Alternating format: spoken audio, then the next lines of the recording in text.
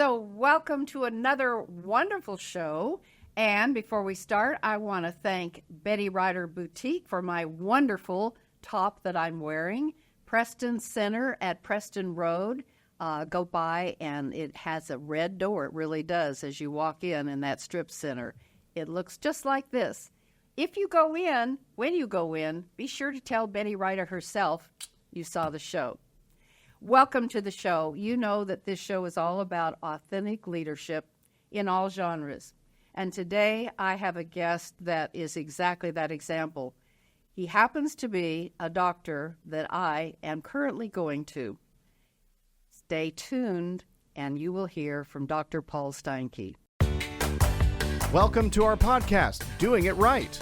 This podcast reveals authentic stories from successful leaders doing it right.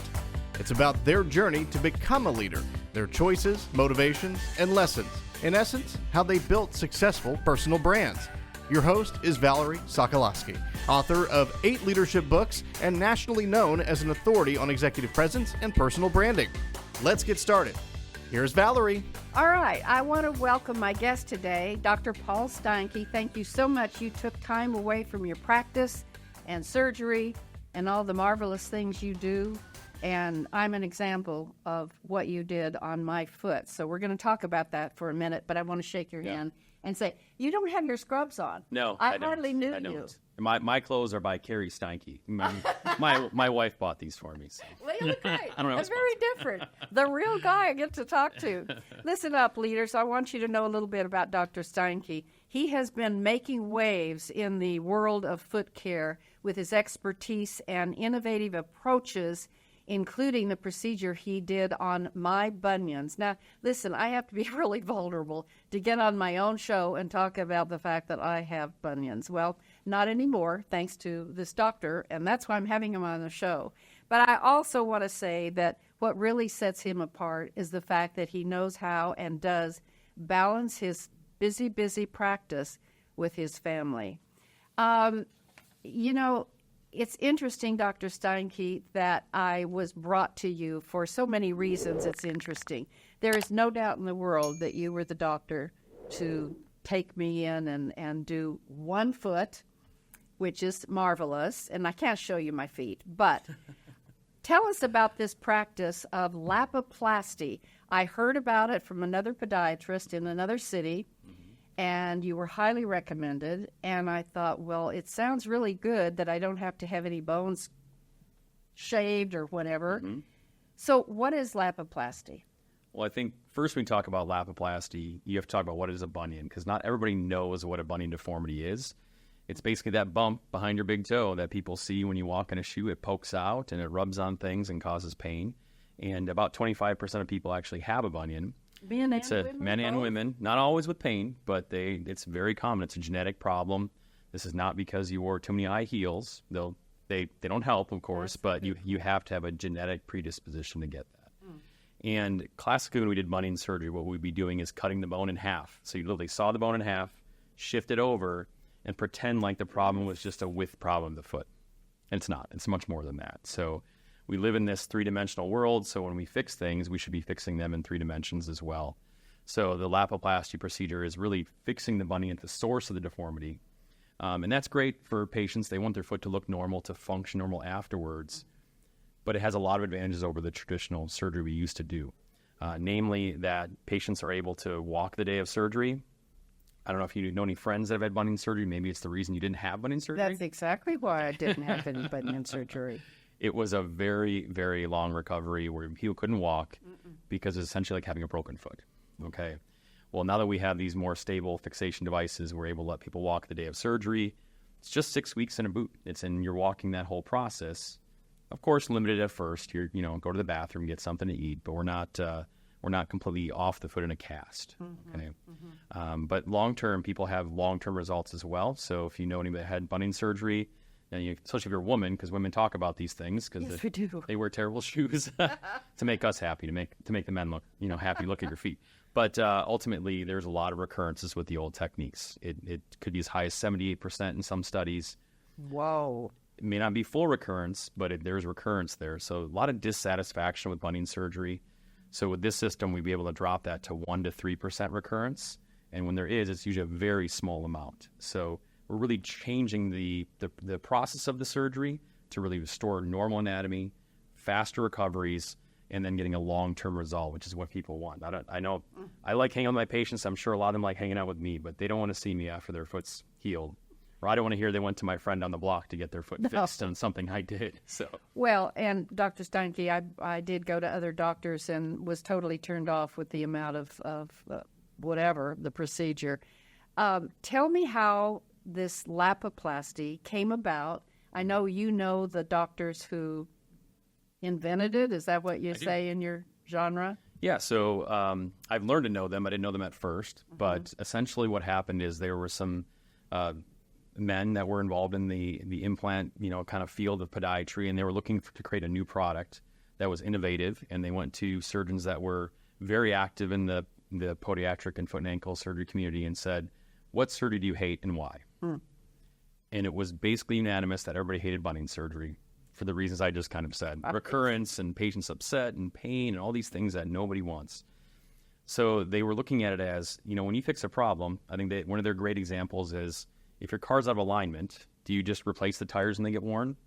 Or do you take them to the mechanic and have them realign your wheels? So that's a good example. And they use that because realistically, if you don't fix the source of the problem, you're just going to have it come back. In addition to that, as carpenters, that's what we are essentially, orthopedic and podiatrists and all these doctors. We're miniature carpenters, basically, okay? We're like little elves, like little tools, right? So ultimately, when you do that, you want to have a standardized approach, something that makes it reproducible. So this whole system is not purely dependent upon the skill of the surgeon. You're not having to be the artist that just looks at a foot and starts cutting. I mean, there is art. I mean, surgery's art. Yes, it is. But yes, you're using jigs and reduction clamps. So we're taking that away from the surgeons because in reality, that's what we should be doing. I mean, there's a reason everything's automated nowadays because you can get more done and you get it done more precisely, right? But you'll never have robots doing it, will you? Maybe, but hopefully I'm retired at that point. But no, I don't think so. That would be scary. There are robots doing total joints like knees and hips now, but not in the foot. There's a little more finesse there. The really cool thing on the horizon, really cool, and this is the nerdy foot and ankle doctor talking now, is that we're going to patient-specific instrumentation, meaning that we can do a CT scan of your foot, create a 3D reconstructed image of that, and create cutting guides and everything just for that specific foot. So it takes away a lot of the time in surgery of reducing things because that's all built into the cutting guides. And that really is more likely more of the future of really surgery in general when it comes to orthopedics. Isn't that interesting? Well, that's happening in a lot of procedures I'm reading about. How in the world did you decide as a little kid or whenever this is what you wanted to do, work on feet? I mean, it's top three, right? Fireman, podiatrist, or police officer, right? Those are top three. No, I decided on foot and ankle, and it's a funny story. In my household, nobody was allowed to take their socks off. Oh, really? And where was this? Where were you living? I was in Milwaukee. Okay. And it's colder there, so people like to wear socks, of course. But my father was adamant that if you didn't have socks on, you had to put them on right away. And I come to find out as I become a physician is that he had a bunion. I think he was embarrassed by it. And painful, but being the tough guy he was, he never did anything about it. And so I was not the person that you would think would be a podiatrist. I didn't like feet. I don't think anybody really gets into podiatry because they love feet, okay? They learn to love it like everything else. But I actually wanted to be, at first, a pediatrician. And then I realized I was a softie, and I couldn't deal with kids being sick or getting ill or worse. And then I wanted to be an orthopedist. And as I spoke to other orthopedists and other doctors, I learned that they worked ridiculous hours, 60, 80 hours a week. Unfortunately, some of the ones that I met were divorced because of those hours. Sure. And they just weren't really being the father that I thought and husband that they should be or wife that they should be. So I spoke to one of my professors who was a microbiologist who was ironically the same age I am now. He was 42 then, I'm 42 now. And he said, you should look into podiatry. Interesting. And my first thought was, Peter, gross, right? I don't want to do that. That's awful. Why would you want to do that? And, but when I looked into it, there's surgery. I love the hands-on part of it. I love, fixing things that are broken. Patients, almost all of us have foot pain at some point in our lives. Mm-hmm. And you're really helping people regain that quality of life that they didn't have before because it's obvious feet are foundational. So if your feet hurt, For sure. you can't do a lot of things. So, our practice and my kind of personal mentality too is anything we can do to get people back to being active and being part of that kind of active revolution that we'd like to see in America, we want to do, because it could be running a marathon, playing pickleball, or just, playing with your grandkids. I mean, those things are all about quality of life. So I think podiatry is one of those practices that really gives back a lot of quality of life to people. And it's really rewarding. It really is. And at this stage, unfortunately, nothing grosses me out anymore. So. I bet. You said I always ask top takeaways my audience knows, and one of them that you said is use your God-given gifts and do keep family first. Yes, absolutely. So you are using your God-given gifts. How do you keep your family balanced? So I didn't used to. When I first started practice, it was you'd get home, you'd be writing notes, you'd be, writing blogs, you'd be marketing, things like that in the early stages. And I think to some degree that's a necessary sacrifice at the beginning of a practice of medicine. But I came to a point where I said, I'm busy. Do I need to be busier? I mean, how much busier can you get than busy? I mean, if your practice is full, and do you really need to do that? And I talked to my wife about it. I talked to my kids about it. And I thought, I don't need to miss the things that matter anymore, because everything has opportunity cost. And if God gave me the talent to be a good artist, I could paint paintings, I can make sculptures, or I can help people in other ways. And I think surgery was just a natural fit for me. And but I really, really, really try. I'm not always perfect. I know we all get busy at times. If you ever get there. Oh, no, never. But you just try to make the time for family, because nobody sits on their deathbed and says, I wish I had worked more. Right. Nobody says that. That's so true. I have to give you congratulations and kudos, because one of only 12 physicians in the nation have received elite status for bunion correction. Mm-hmm. And you are one who has done that. Yeah, so that's probably an old statistic from my website. There's more now. It is.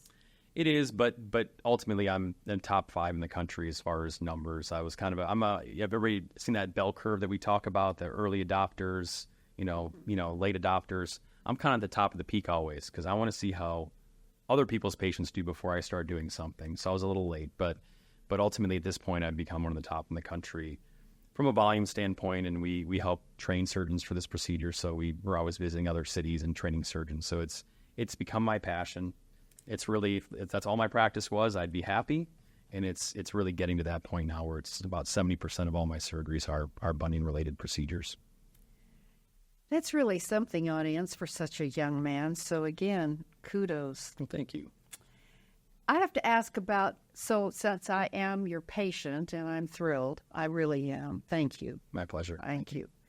I want to know, what is a stunning patient outcome that makes you smile? Really what it comes down to is that same mentality. What is our practice about?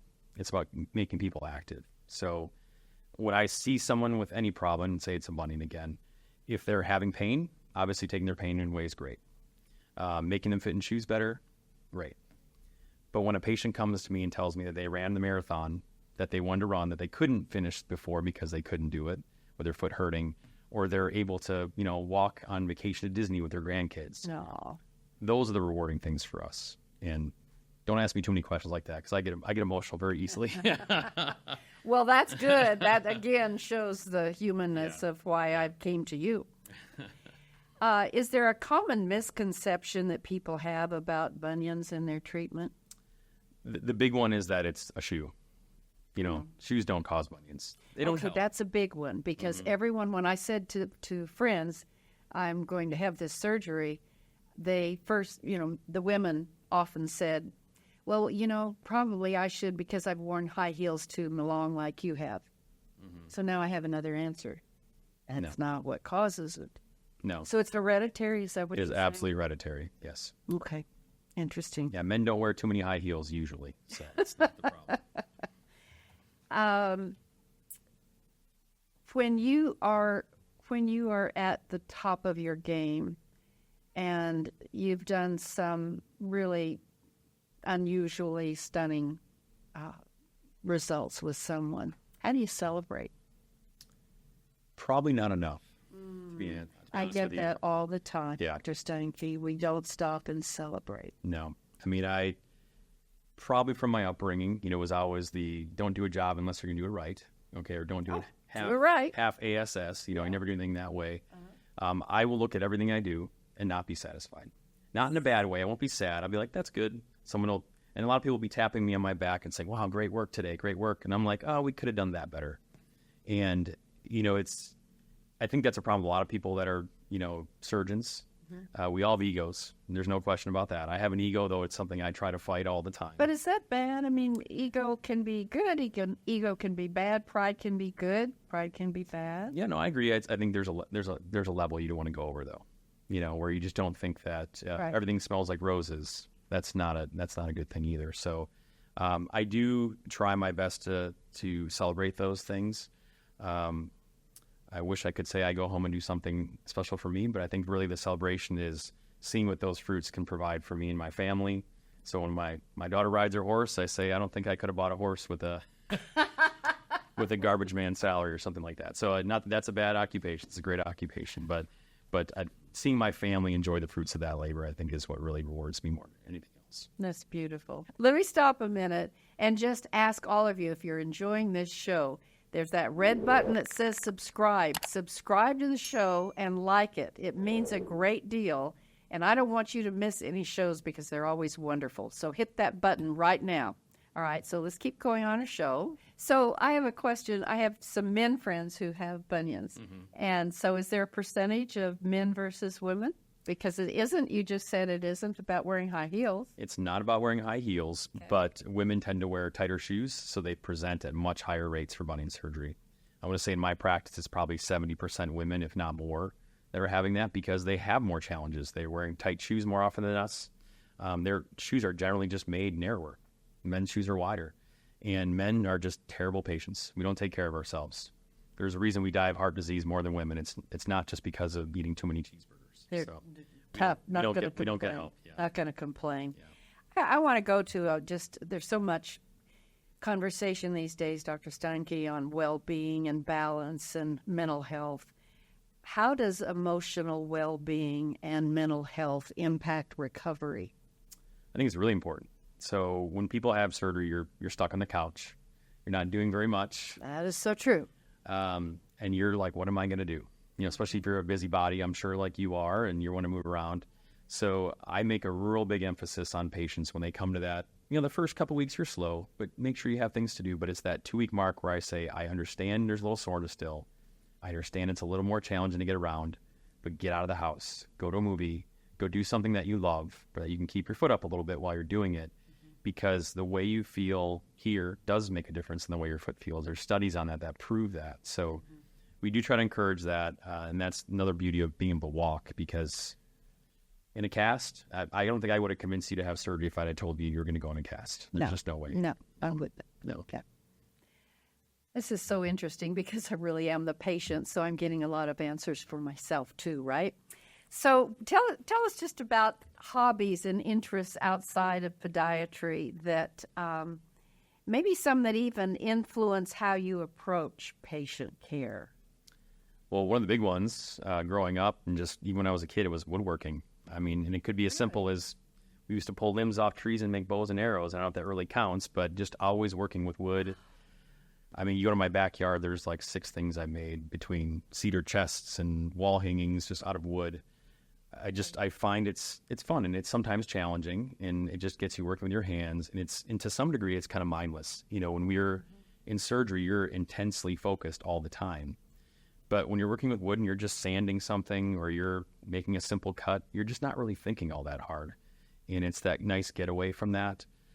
Beyond that, it means I'm a man in America, love sports. So it's, What sports? So growing up, I played football, not Texas quality. And we're from Wisconsin, right? So, but football, and I ran, in track and things like that. But as an adult now, I play golf. I play co-ed softball at times, which is a lot of fun. And then spending time with my kids. My daughter rides horses, so I'm helping her take the horse to the ranch. And my son plays baseball, so we're always throwing the ball out there. So just lot of my things are being active with the family because I know that's what really matters. And one of the weird things that most people don't really even know about unless they're my age or younger is disc golf. My son said probably should be competing professionally at his level. He's so good at it. But Now, what is that? it's just playing golf with a Frisbee, basically. So, Frisbee. and then you catch it in a basket. But they're free, and it was one of those things that when COVID hit, you couldn't do anything else. So let's go play Frisbee golf, disc golf. So it's just staying active is what I try to do. Yeah. I mean, I don't know if the camera sees this low or not, but Well, they but do I now. try. You're right. I try my best. Everyone's looking. Yeah, and the biggest one, I like to run. So it's one of those. Is running good? Running is good if you do it right. Okay. So if you have major foot issues, you should have orthotics to run. You should run on the right surfaces because concrete's unforgiving. But I do think from a mental health standpoint, for me, it's one of those things that when I get really involved with it, it's that one time where my phone's not ringing. The honey-do list stops. I'm not getting asked to do that. And you can listen to things that you maybe wouldn't necessarily listen to with family or, podcasts or books. I tend to listen to most of the books that I listen to, or I don't read them. I like, because it's just my brain's always going. And I'm sure I have ADD. Maybe that's coming off in the way I speak. I don't know. Think But you do? Oh, I know I do. I was born probably 5 years too late for drugs until they were giving it to everybody. But my brain's always going somewhere. So that one moment where I can just run and listen, it's just that great distraction where I'm not seeing all the other things in my life that create those distractions for me. So, as a leader, what kind of books do you read? So most of the books that I read are on how to manage people. If you go into medicine, you kind of don't have a choice. You have to be a leader. You're going to have a staff. You're going to have a lot of young staff, even younger than me, right? So a lot of millennials, and they just don't think the way we do. Okay, talk about that for a minute. And I'm sorry to interrupt, but I think you've hit on something really important, which is how are the young people today? I won't say Gen Z that or ever. I'll just say younger people. Are they as interested in getting into medicine as previously or not? I think they are. I don't think that a lot of them, and I shouldn't say all, I don't want to lump everybody together in a group, but Right. they don't necessarily want to go through the difficult things that it requires. It's What I was wondering. it's not just, when say it was a physician, it's not just going to class and reading a book. There's things you do beyond that. There's marketing. There's, creating relationships with people in the community. There's a lot of little things that go into becoming a successful physician that aren't just give this medicine, cut here, don't cut there. So we do see a lot of that, but I do like to read a lot of books that are making me a better leader. So some of the ones that I really like are like Atomic Habits. That was a good one. Love that book because it's a challenge to find time for new things, and that really helps you do that. I like speakers like Simon Sinek, finding that why, because the podiatrist, the orthopedist that does foot and ankle surgery down the block, they do exactly what I do. But why do they do it? It can't just be for money, and people have to understand that there's actually feelings behind what we do and why we do it, and they understand that mission statement I kind of stated of we want to get people back to active lifestyles. One of my favorites is Turn the Ship Around by Captain David Marquet. And if you want to hear a little bit about that, I can talk about that. Sure. He's a naval commander, basically, a Navy captain. And he got his first assignment for a nuclear submarine, which is like, that's your coming up day. That's if you get a nuclear submarine, that's a big deal. I would think. And he got the worst submarine in the Navy. The lowest rated, the most dropouts, the least reenlistments, the least people moving up in rank. And he got to that boat thinking he could just take over. I'm gonna run this whole boat. I'm gonna open the manual, and I'm gonna know how to run the nuclear reactor and know how to fire the torpedoes and everything. There's a reason there's a crew of 100 on that ship, if not more, right? So Takes a team, it right? takes a team. So people would come and ask him, "What do I do?" And he really didn't know, But they knew. They were just going through the chain of command. So he finally learned that to make people grow and make themselves and their own leaders, because people don't become leaders because of what we do. They build it themselves. They had to follow a ladder of leadership that basically showed them that they can make the decisions. They just need to verify that decision with me or with him. So instead of him, telling the engineer how to fix the reactor, he had the engineer tell him how to fix the reactor. And if it sounded right to him, he'd say, make it so. So we have really adopted that with our practice. All of our physicians, there's 5 of us. And so if a patient calls in pain or swelling or, heaven forbid, bleeding from a surgery, I don't get a medical assistant telling me that a patient called saying that, because then I have to tell them what to do, right? That just wastes time, and the medical assistant already knows what to do. So instead, I get the medical assistant saying, a patient called with swelling. I told them to ice. I told them to reapply their ACE bandage and elevate their foot. And they said, oh, I wasn't doing that. And now that patient has instructions, but they also inform them that they'll tell me. So if there was something additional, we'll call back. So it just cuts that extra layer of conversation out, and it makes leaders out of people that maybe didn't feel empowered to be leaders. They can do that themselves. We just gave them permission. So that's great advice. And just taking it to the business world, I will just say in the executive coaching part of what I do, I have just found that there are a lot of employees, teammates, that have almost, I'm going to use the word fear, maybe that's strong, Dr. Steinke, but they don't want to go to the boss. They want to try to figure it out. So there's got to be a balance between, hey, I need help, and, well, I guess I better figure it out myself. Right. What would you say to people that are not in medical, just in companies? Honestly, I would say read that book I just mentioned. And the name of it again? Turn the Ship Around by Captain Marquet. Okay. And the reason why I say that is because there's different ladders to leadership. You know, there are different rungs to that ladder. Sure. The lowest being that people ask you for what to do. And then as you go up, they start learning to do it and then tell you. And eventually those people, because they get more and more comfortable knowing that they're trained to do what they're trained to do, they make those decisions. And instead of you coming in, telling them what to do, they're checking in with you and saying, this is what I've been up to. And that book is very powerful for that. I think that's something we lack. People think leaders are people that tell people what to do. That's not what leaders are. Leaders, in my opinion, are people that encourage people to become leaders. Right. And that's going to make every business, every doctor's office better. So it's across the board, no matter what kind of industry you're in. I want to go back to some of your top takeaways. You said, do it and do it now. So this is a throw out to William Bush, one of my attendings. And when you're training residents, and you're training in surgery, you're making incisions, you're doing procedures that we know how to do. We studied them. You'd stay up at night, try to review it the day before just so you didn't make a mistake. But the attending is always there to help you, right? But as new surgeons, there's always a tentative nature to things. You're dissecting layer by layer, or maybe cell by cell. You're so slow. And something he told all of us is if we were going slow, it was do it now. Because he knew we had the training. He knew we had the knowledge. But he was trying to instill in us that trust your training. Trust yourself. And if you have the right training, you know what to do. I used to think it was because he was in a hurry. But no, he wasn't trying to be fast. He was trying to be efficient and then teach us a lesson that trust yourself. And I think he knew he wouldn't say that if he had a tentative resident that probably shouldn't rush or go faster. He just knew that if we had those skills that we should do it. So I pull that across as much as I can in my life as I can. So if I have a task to complete, being a kind of, I was born a procrastinator, I think. At one point, my mother kind of taught me that, unfortunately. But I have problems in the past trying to get things done. But if there's something that needs to be done, you do it now. And believe it or not, it'll save you a lot of time in the back end by just getting it done with.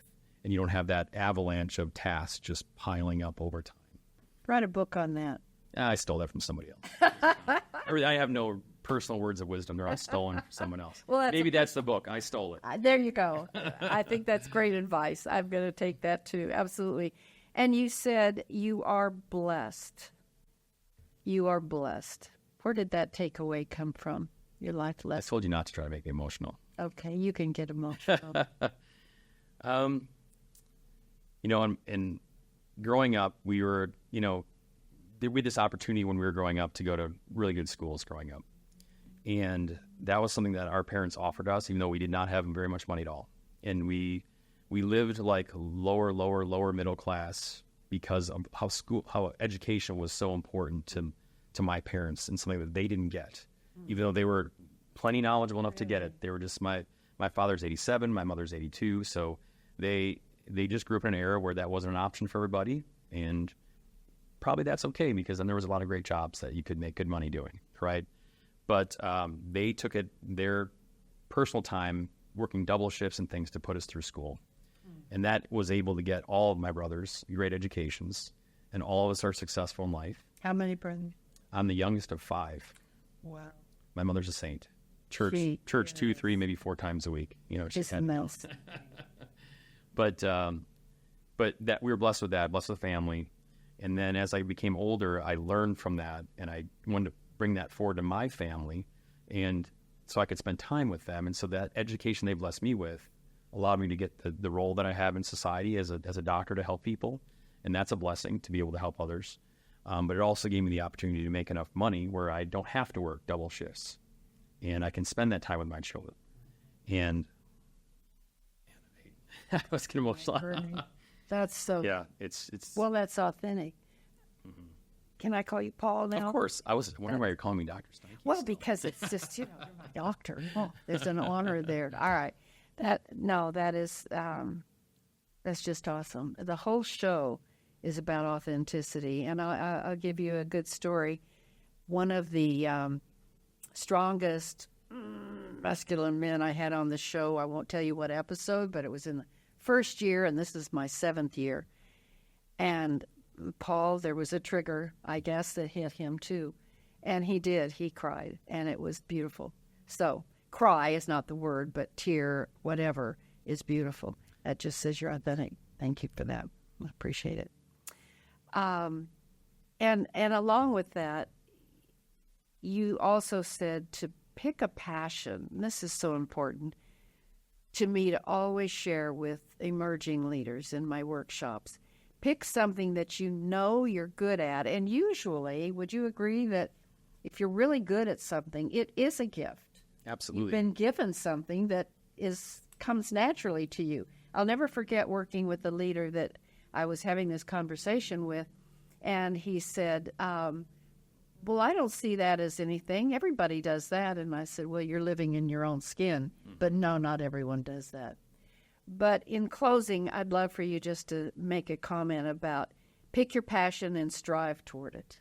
Yeah, I mean, I think we're all given God-given talents, and some of them you're born with, some you work towards, right?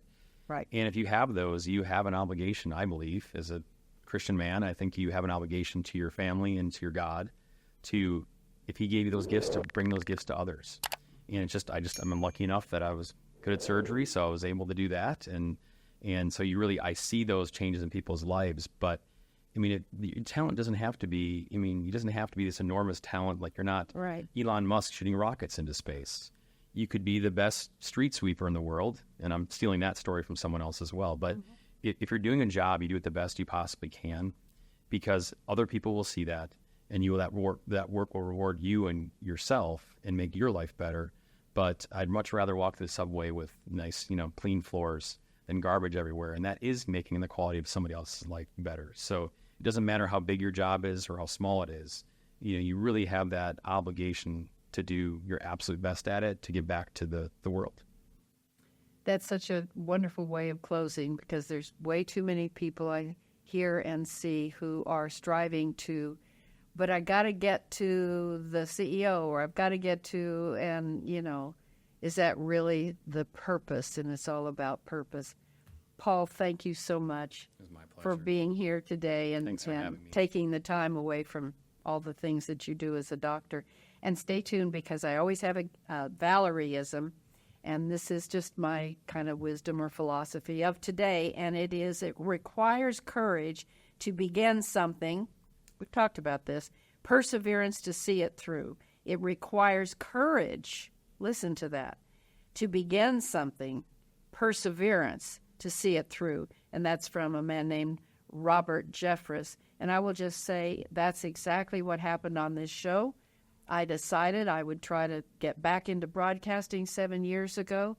Jeff Crilly gave me the wonderful opportunity to use these studios and do so, and I've never looked back. And I know in the heart of hearts that we have times in our life, in our journey, that we're given these opportunities, and the audience that you have out there and you're not going for it, stop right now and take a step forward and just do it.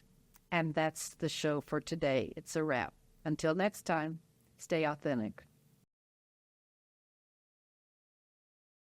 Thanks for listening. To receive Valerie's voice, free monthly leadership tips, and to learn more about her leadership programs and coaching, visit her website, valerieandcompany.com.